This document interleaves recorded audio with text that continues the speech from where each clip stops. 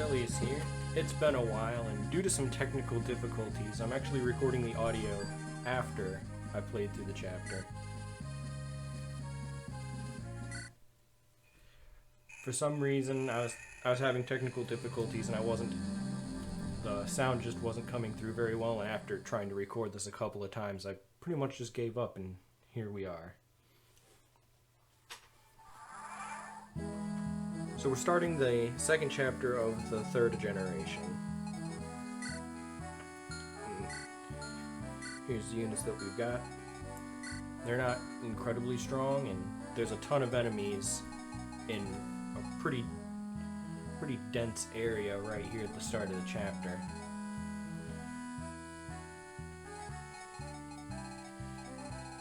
The enemies themselves don't pose too much of a threat. They've pretty much got just base stats for their classes. But there are a lot of them, and there's not a lot of us, and we aren't that strong ourselves, so the best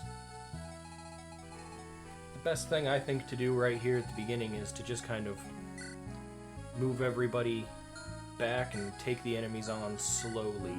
See if we can lure a few of them out at a time.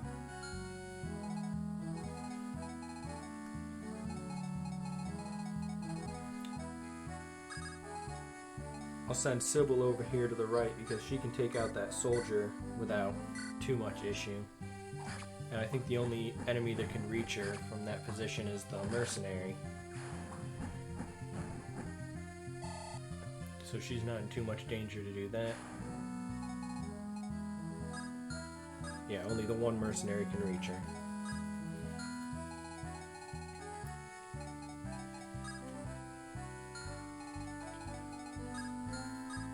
So for the rest of my units, I'm just going to pull them back a little bit into that little corner and see if I can lure the enemies out slowly.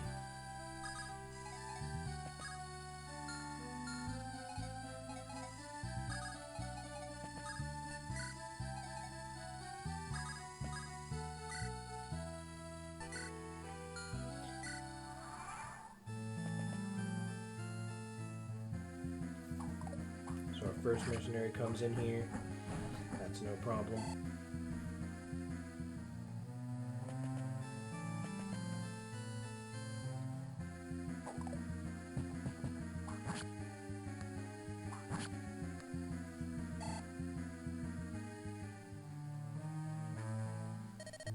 Now there's an event that happens here because of certain actions that we took in the second generation.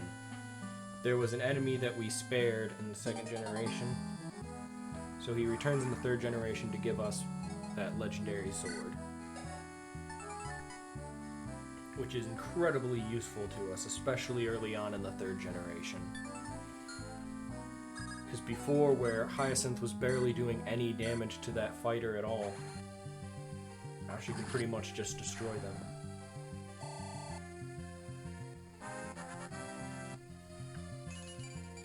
You'll probably see a trend of this in the third generation, where a lot of things that happened in the second generation affect the third generation.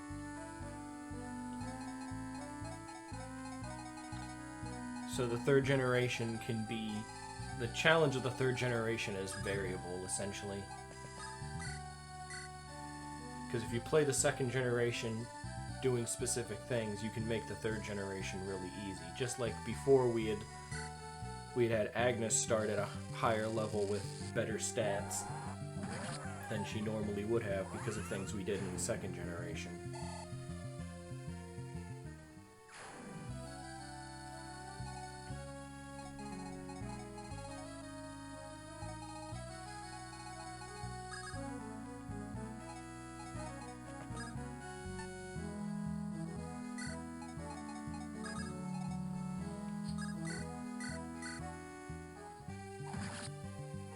Here we're going to continue to try and bait the enemies out a little at a time.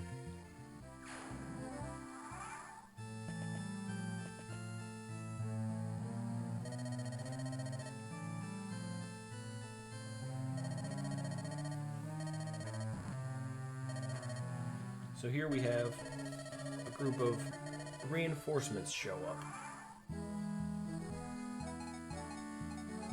Which is pretty handy since we are heavily outnumbered in this chapter.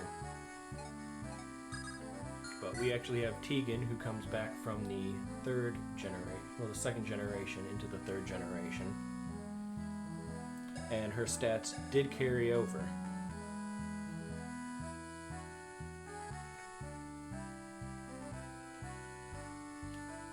So because we used Tegan a lot, she was one of our better units in the second generation, that's going to make the beginning of the third generation a lot easier.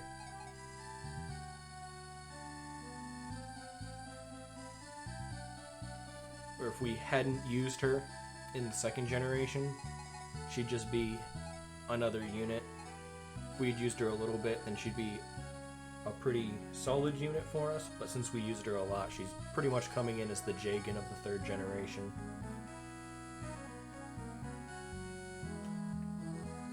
I believe that if she died in the second generation, I believe as of version 1.2, she comes back as a level 1 paladin, pre-promoted paladin.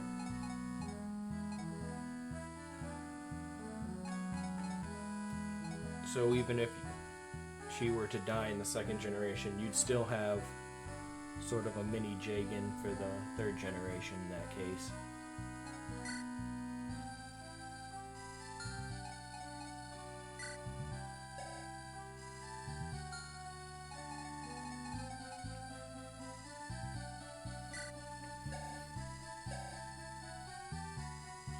You might also notice that at the end of the second generation, we had her with the legendary lance Xlelius in her inventory, but that has been removed from her inventory, leaving her with just the javelin. I felt like having her show up with her second generation stats was a big enough boon to the player that having her also come with any legendary weapons she was carrying would just be too much and wouldn't fit into the plot of the game, so that's why I elected to remove it from her inventory across generations.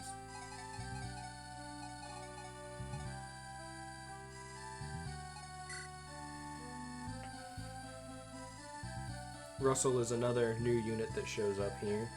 He's a light mage and his stats are fairly decent.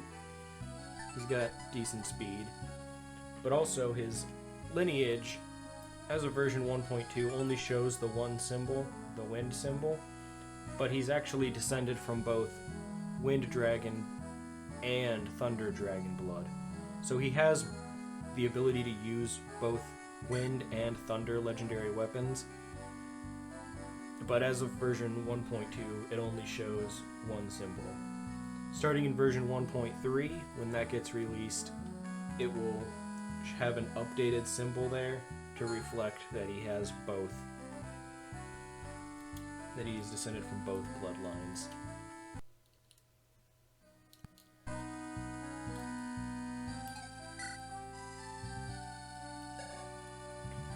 The other new unit we have is Esther, who is just basically a generic troubadour.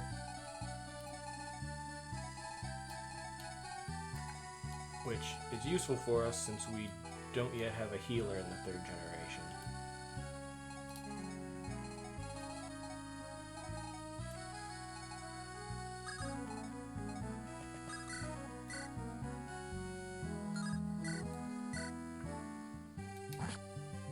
So that we actually have more units to work with, we can play a little more offensively.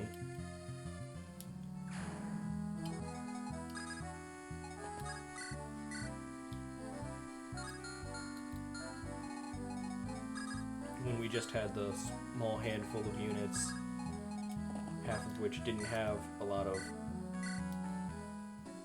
bulk to them, we weren't able to play very offensively because it was too large of a risk for us. But now we can do whatever we want, essentially.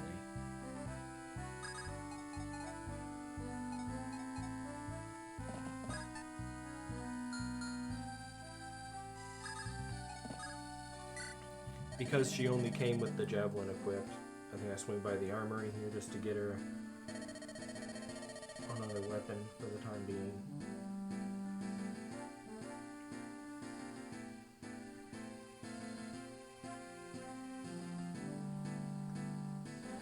We do have our extra weapons from the second generation that carry over in the inventory on the in the supply. But for right now, I'm just going to grab the Iron Lance so that she has another weapon until I get access to the storage again.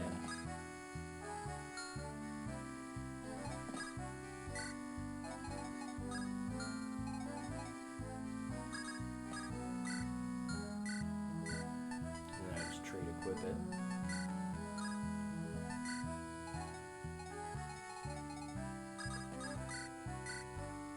Now this is a route chapter, and something we want to consider before we... Oh, we activated Esther there, that's cool. Something we want to do before we take out all the enemies is we want to make sure we grab all these villages.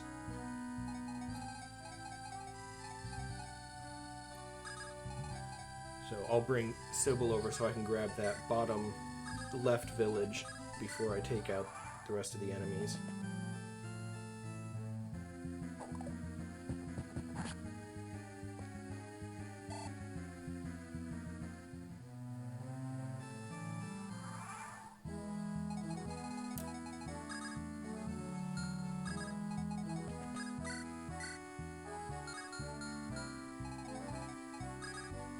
There's a talk event here. We want to make sure we trigger. There's going to be several talk events throughout the third generation between Esther and Agnes.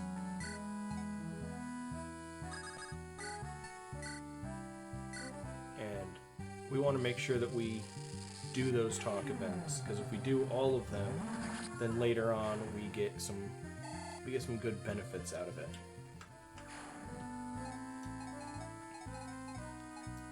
There are plans for a guide-in chapter later on that's triggered by those conversations, but for now, there's just items that you get out of the conversations.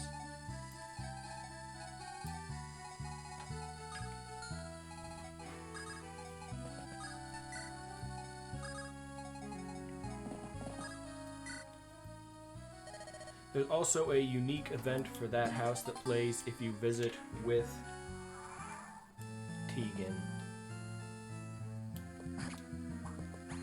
which I'll point out here in a second once the enemy phase is over.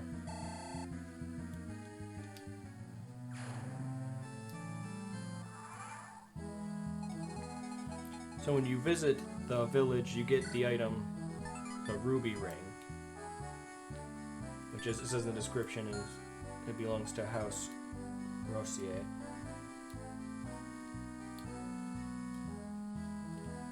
Which is Elias's house from the first generation. And his daughter Frida is actually traveling with Tegan at this point in time. So when you visit the village with Tegan, there's a special conversation there with Frida, since the ruby ring would belong to her family.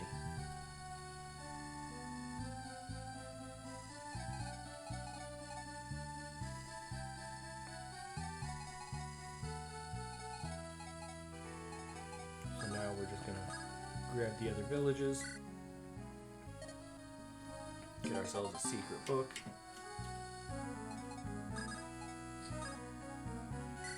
and grab that one, and get a red gem.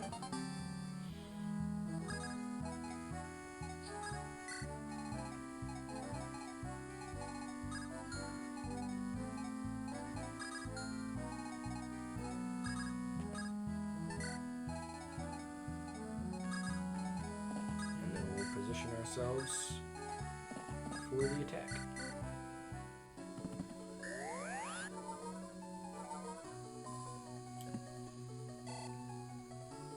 We just gotta clear out the rest of the enemies and then we'll be good.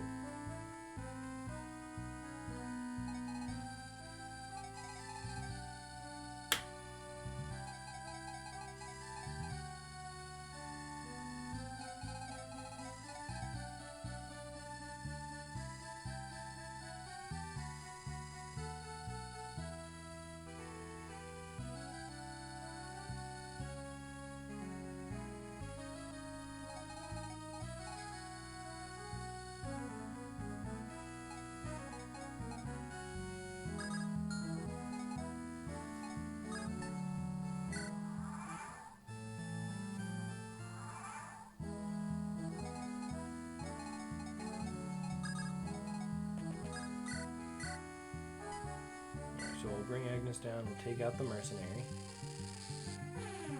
She can do that pretty easily on her own.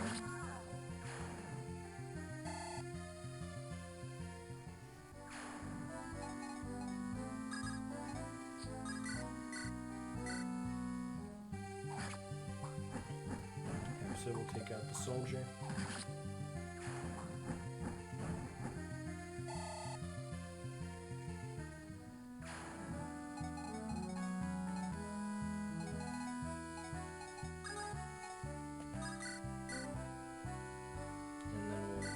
Get rid of this fighter.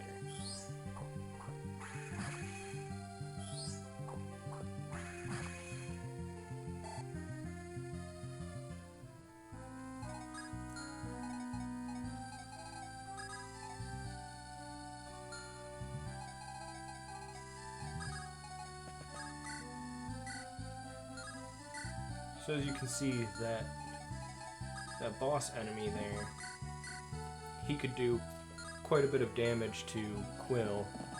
Quill didn't do a whole lot of damage back to him.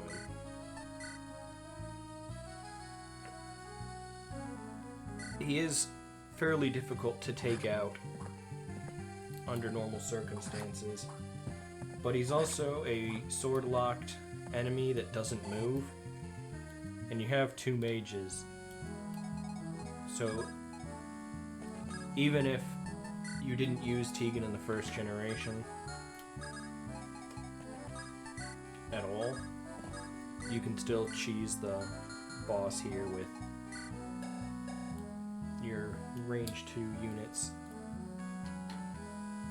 since he doesn't move.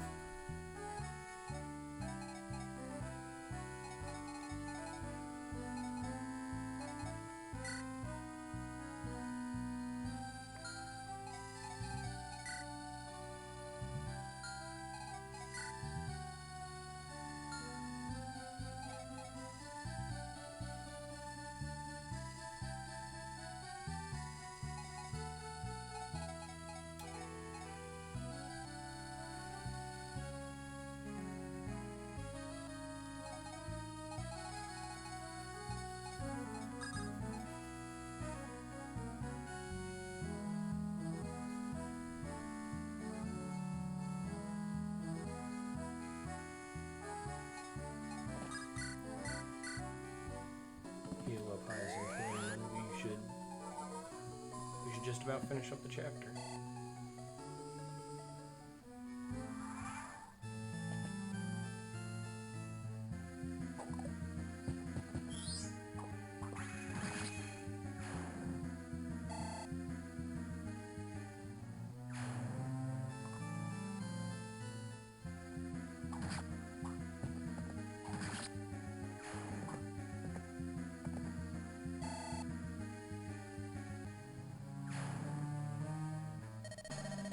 So that takes care of that chapter. And now we will move on to chapter 22.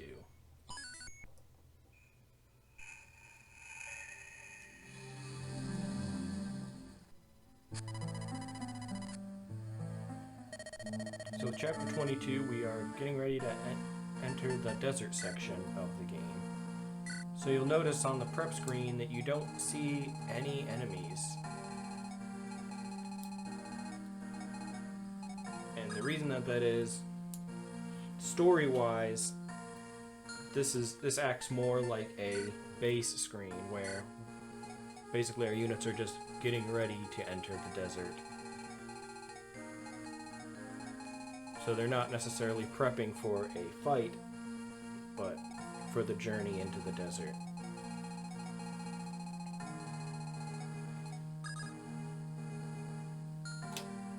So we'll just make sure that everybody's got good equipment.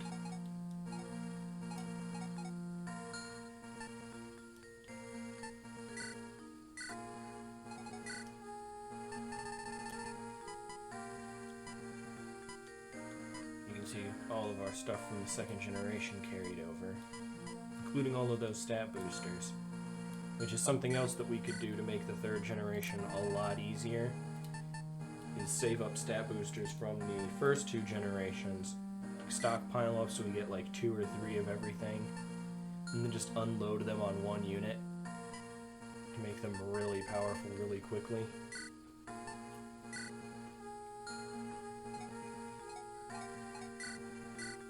But there's probably no need to do all of that.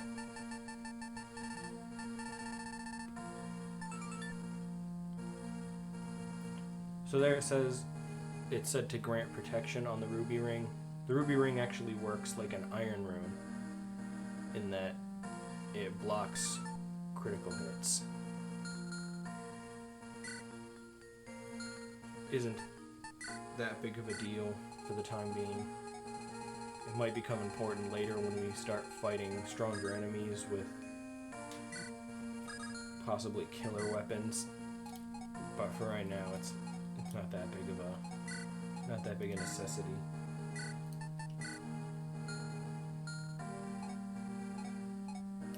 We don't need to be carrying that red gem either.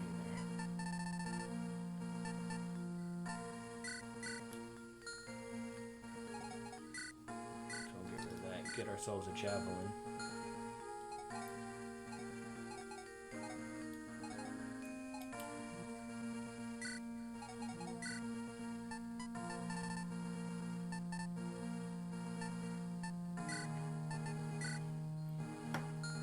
It's not really that important to get her a night sword since Aurum doesn't have durability, so we can spam it as much as we want.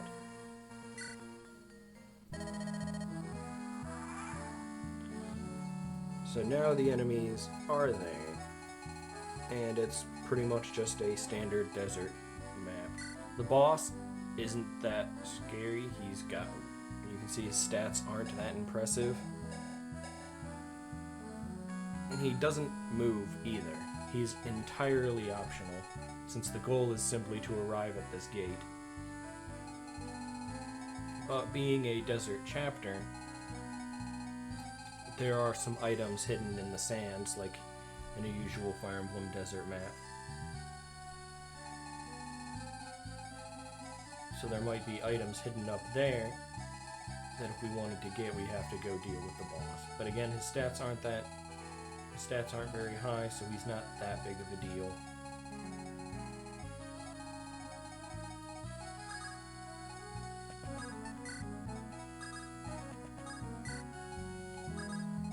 So we're going to go ahead and move right in. Brigand shouldn't be able to reach us. So we'll throw Sybil at this Myrmidon.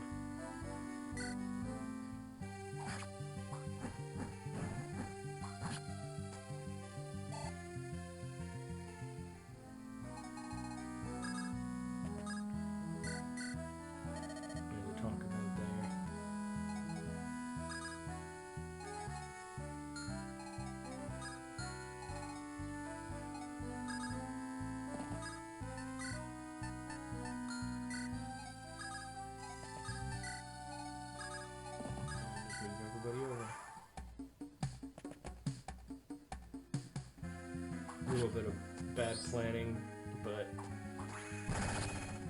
Russell following his grandfather's footsteps of getting completely unnecessary crits.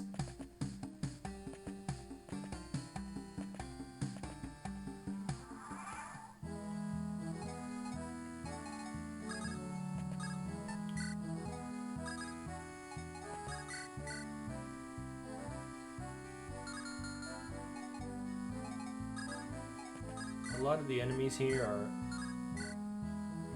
low-level brigands, which gives us an opportunity to train up Quill pretty easily.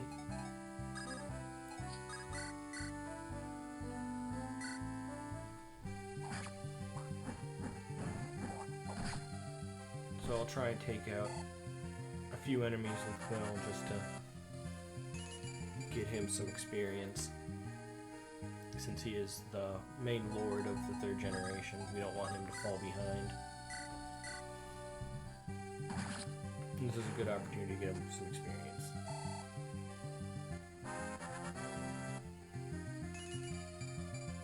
We got a pretty good level.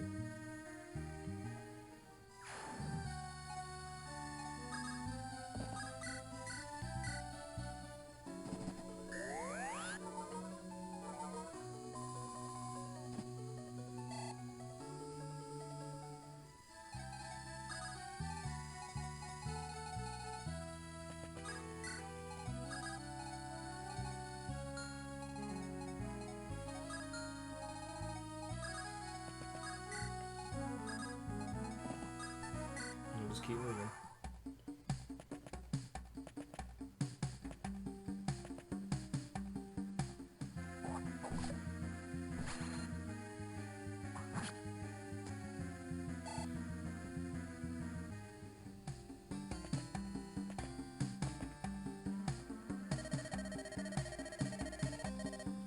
We have this guy show up.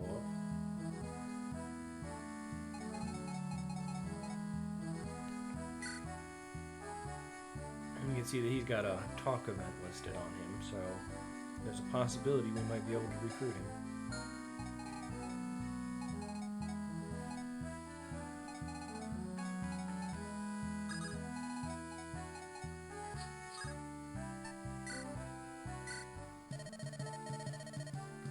So we can do that.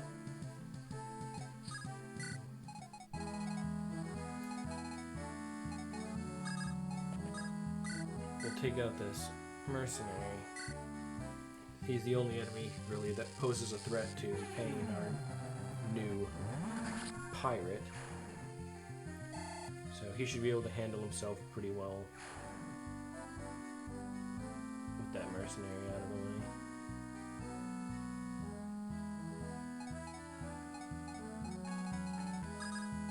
See what we can do here with Russell. Can't quite take him out.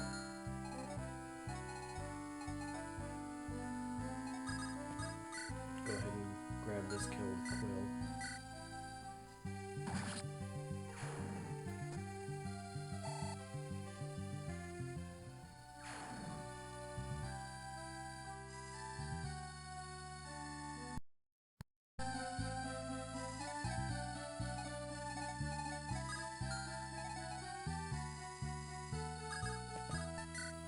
So we'll move Hyacinth down there.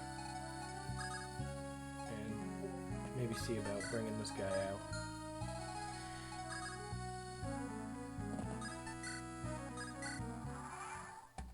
Some absolutely genius placement by me, putting my clear right in the range of a brigand.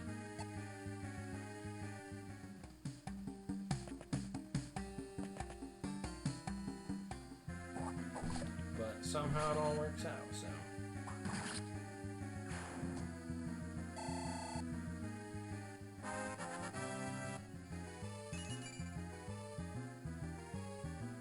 Not the best level we could hope for on Hyacinth, but it is what it is.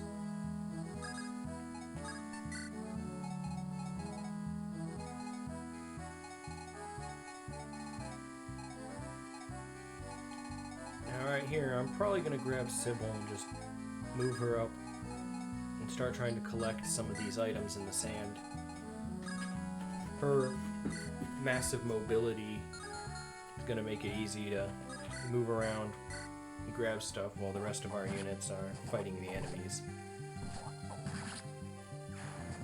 Plus we can try and keep her out of danger.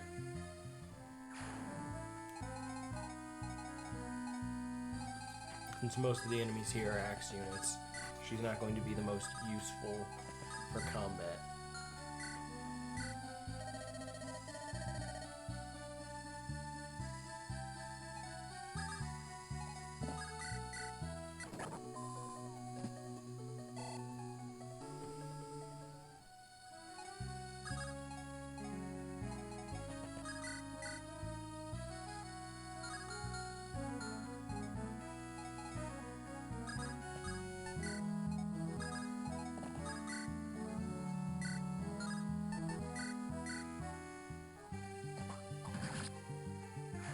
Probably could have taken out that bandit with Agnes and Russell, but I wanted to get that talk conversation in before I forgot about it. So I just used Tegan to take him out.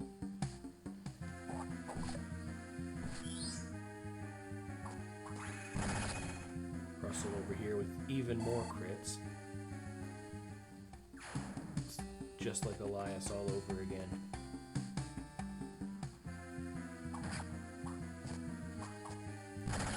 And Quill doesn't want to be left behind, so...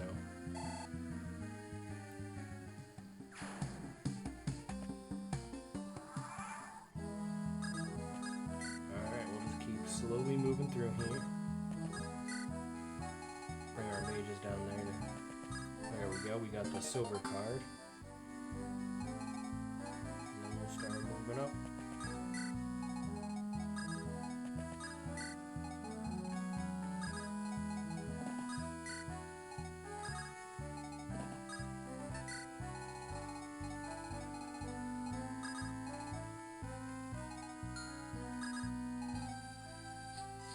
Keep sending Sybil up to try and grab some items.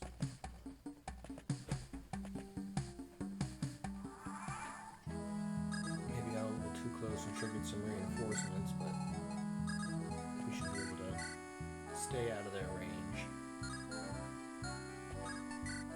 At least for a little bit.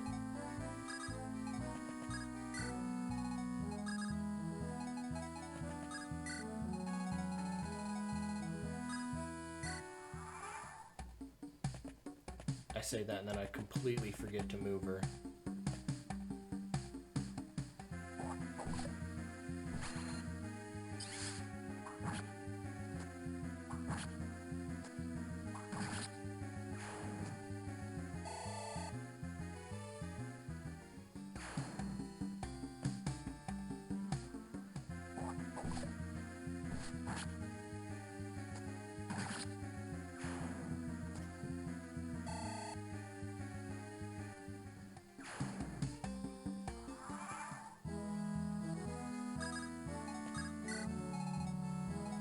I'm gonna send Tegan over here so that when Quill's done with those brigands, she can just rescue him and catch him up with the rest of our units, so that we don't sit around and wait for him to seize our arrive point. We got the blue gem out of the sand there.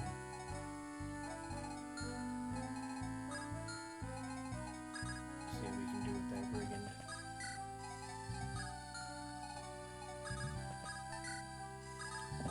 Might be able to take him out with Agnes, but that seems like a bit of a risk.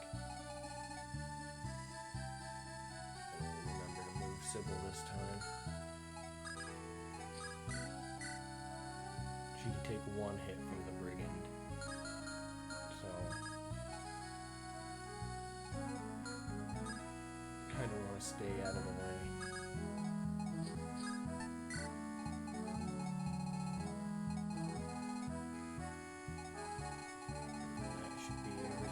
For this turn.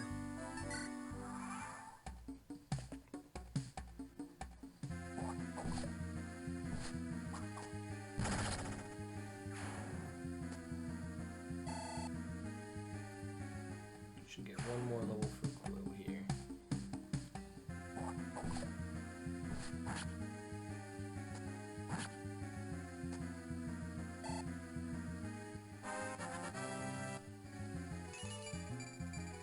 Pretty decent level, strength and defense.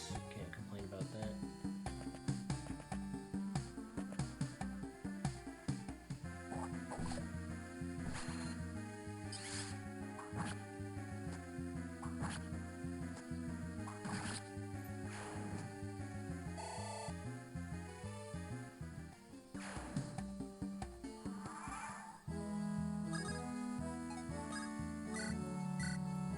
Finish him off.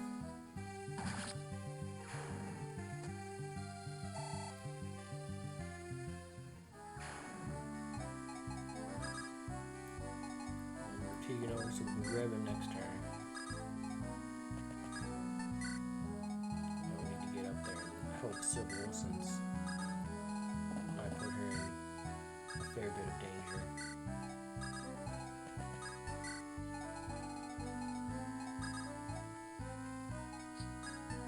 But hey, we got a master seal out of it.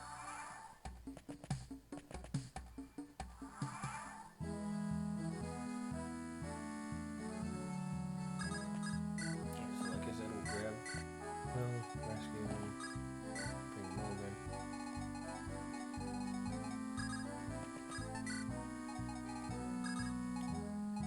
See if we can't lure these brigands down away from Sybil.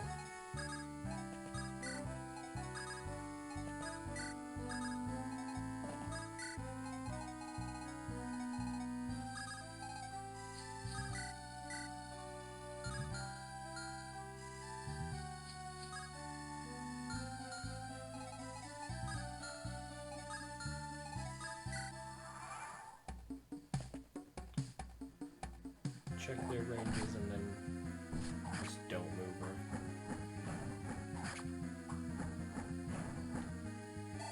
We'll say this isn't the best Fire Emblem I've ever played, that's for sure.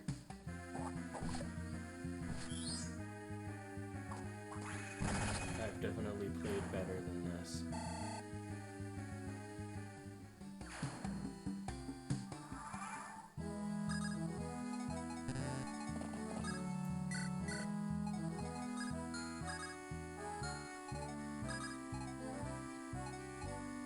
There is one more item that's over in the area around the boss that I do really want to get.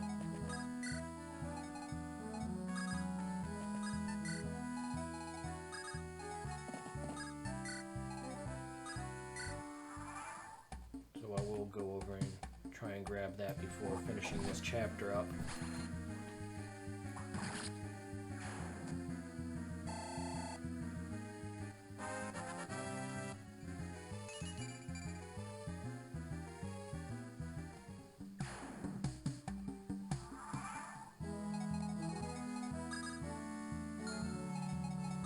Actually check these enemies.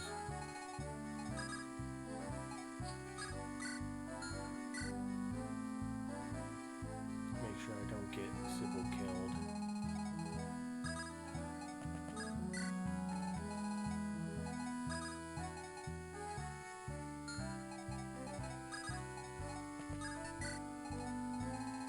We'll just prepare ourselves for the arrive as soon as we grab this last item.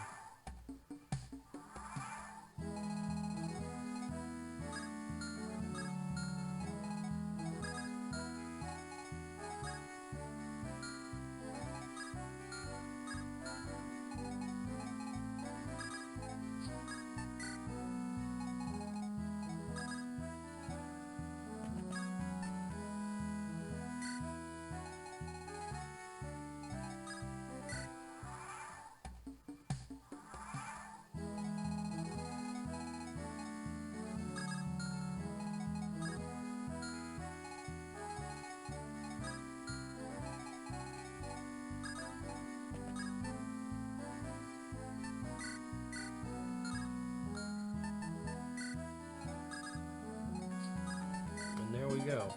We got the axe, the legendary axe of lightning. We don't have anybody who can use it right now, but I went ahead and grabbed it because it's incredibly powerful with 20 might, and there's a good possibility we'll get a unit who can use it later, so. And with that, we should be finished with this chapter.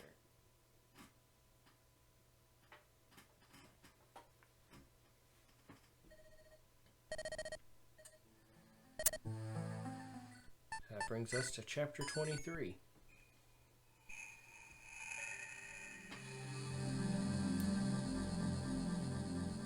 We'll save chapter 23 for next time, but before we go,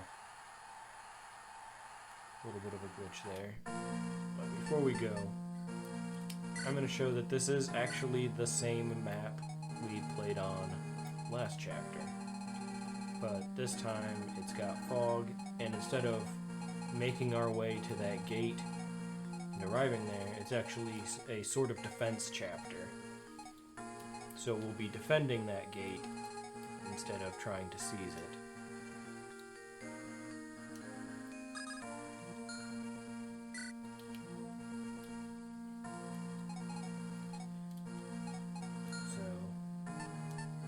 That's where we will pick up next time. See you guys then.